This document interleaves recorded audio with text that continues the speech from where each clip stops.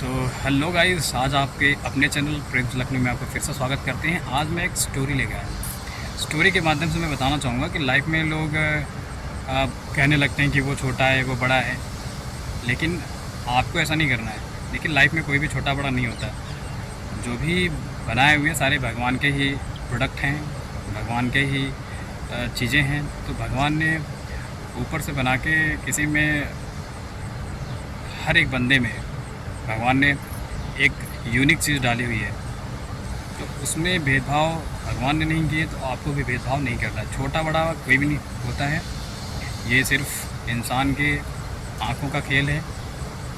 सबको बराबरी का दर्जा दिया जाना चाहिए। तो एक स्टोरी के माध्यम से मैं बताना चाहूँगा कि लोग भेदभाव करने लगते हैं। नहीं, भेदभाव नहीं, बनाने वाले ने भेदभाव नहीं किया, तो आप तो इंसान है, आपको भेदभाव नहीं करनी है। तो देखिए, किसी को वो आप छोटा बड़ा ना समझें। सपोज़ कहते हैं कि वो छोटा है बड़ा नहीं, जहाँ पे वो काम आ सकता है वहाँ पे शायद आप ना काम आ सके। तो कहने का मतलब है कि एक दोहा में भी लिखा हुआ है कि जहाँ काम आवे सुई कहा करे तलवार। मतलब कि जहाँ पे सुई का काम है तो सुई ही करेगी, तलवार से नहीं। अगर आपको कपड़े सिलने हैं तो आप तलवार से नहीं सिलेंगे, आप सिलेंगे सुई से ही। तो कहने का मतलब है कि ज़रूरतें जो हैं वो सबसे पड़ेंगी, कोई छोटा बड़ा नहीं है। लाइक अभी आप जैसे कोई सफाई वाले उनको छोटा मान लेते हैं, तो अगर सफाई वाले आना बंद कर दें तो आपकी खुद आपको अगर सफाई करना पड़ जाए तो आपको सारी चीज़ें याद आ जाएंगी। तो जो वो कर सकता है वो आप नहीं, और जो आप कर सकते हैं शायद वो नहीं। तो कहने का मतलब ये है कि कोई भी छोटा बड़ा नहीं है। तो मैं स्टोरी के माध्यम से बताना चाहूँगा कि एक बार की बात है कि एक, आपने भी सुनी होगी शायद स्टोरी, मैं स्टोरी बताना चाहूँगा कि बात यह है कि एक बार एक शेर पेड़ के नीचे सो रहा था। तो स्टोरी आपने सुनी होगी, उसके माध्यम से मैं बताना चाहूँगा कि कोई छोटा बड़ा नहीं होता।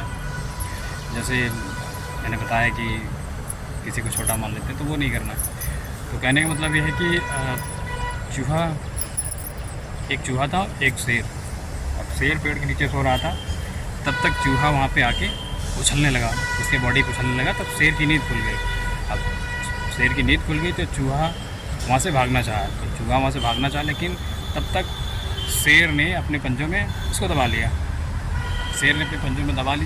तो फिर चूहा माफ़ी मांगने लगा कि मुझे छोड़ दीजिए।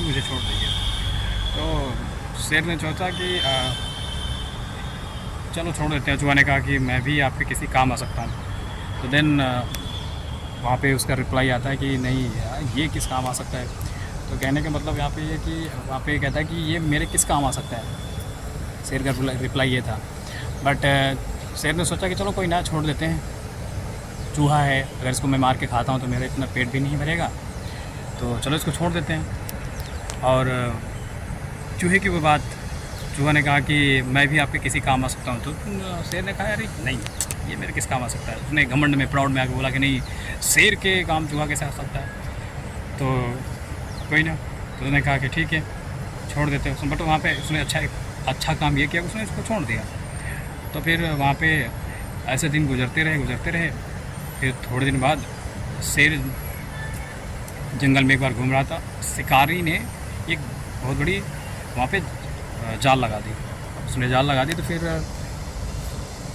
शेर घूमता रहा वहाँ पे। फिर थोड़े टाइम बाद शेर जाके एक, जो उसका वहाँ पे नेट लगाया गया था, तो नेट में जाके स्टक हो जाता है, यानी फंस जाता है। तो फिर उसने काफ़ी ट्राई किया उससे बाहर निकलने के लिए, बट वो बाहर नहीं निकल पाया।